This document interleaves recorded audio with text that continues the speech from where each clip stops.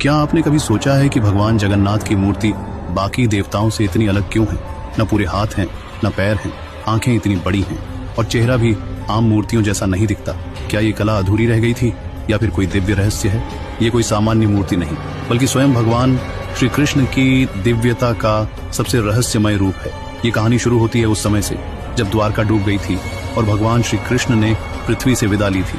उनका शरीर समुद्र की लहरों में विलीन हो गया, लेकिन कहा जाता है कि उनका हृदय, जिसे नीलमणि कहा गया, वो नष्ट नहीं हुआ, बल्कि साक्षात चैतन्य रूप में धरती पर रह गया। सदियों बाद उड़ीसा के राजा इंद्रद्युम्न को स्वप्न में श्री कृष्ण ने दर्शन दिए और कहा, मेरा हृदय अब भी इस धरती पर है, उसे खोजो और मेरे लिए मंदिर बनवाओ। मैं एक विशेष स्वरूप में प्रकट होना चाहता हूँ। राजा ने समुद्र किनारे खोज शुरू की और एक दिव्य लकड़ी का टुकड़ा मिला जो न डूबता था न जलता था और छूते ही हृदय को शांति देता था। तभी वहाँ एक रहस्यमय वृद्ध बढ़ई आया और बोला, मैं भगवान की मूर्ति बनाऊंगा, पर एक शर्त है, 21 दिन तक कोई भी दरवाजा नहीं खोलेगा, नहीं तो मूर्ति अधूरी रह जाएगी।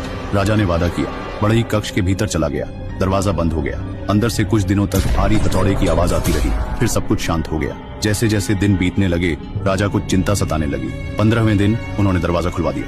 अंदर वृद्ध बढ़ई नहीं था, वो गायब था, जैसे धरती ही निकल गई हो। लेकिन वहाँ 3 मूर्तियां थीं, भगवान जगन्नाथ, बलभद्र और देवी सुभद्रा की।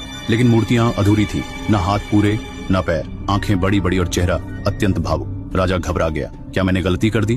तभी आकाशवाणी हुई, राजन, तूने समय से पहले दरवाजा खोला, पर यह अधूरा स्वरूप ही मेरा सबसे प्रिय रूप है। यही मेरी लीला है। इसी रूप में मैं इस युग में पूजित हूँ। तब से पुरी में भगवान जगन्नाथ के इसी अधूरे से लगने वाले रूप की पूजा होती है और हर साल दुनिया की सबसे भव्य रथ यात्रा निकलती है, जहाँ भगवान स्वयं रथ पर बैठकर अपने भक्तों के बीच आते हैं। कहते हैं उनकी आंखें इतनी बड़ी हैं क्योंकि वो हर जीव को देख रहे हैं। उनके अधूरे हाथ इसीलिए हैं ताकि वो हर भक्त को अपने हृदय से जोड़ सकें।